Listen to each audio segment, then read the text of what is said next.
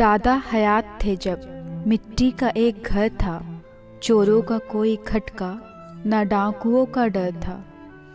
खाते थे रूखी सूखी, सोते थे नींद गहरी, शामें भरी भरी थी, आबाद थी दोपहरी। संतोष था दिलों को, माथों पे बल नहीं था, दिल में कपट नहीं थी, आँखों में छल नहीं था। थे लोग भोले भाले, लेकिन थे प्यार वाले।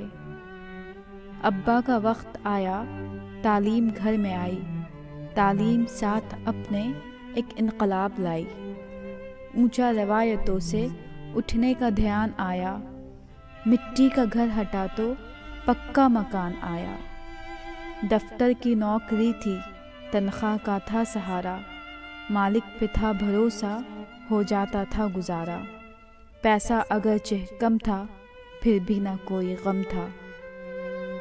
अब है मेरा ज़माना, हर बात है निराली, घर तो भरा पड़ा है पर ज़िंदगी है खाली। एक भाग दौड़ हर दम, जीवन का हाल ऐसा, अपनी खबर नहीं है माया का जाल ऐसा। पैसा है मर्तबा है, जाहो वक़ार भी है, नौकर हैं और चाकर, बंगला है कार भी है। ज़र पास है ज़मीं है, लेकिन सुकून नहीं है।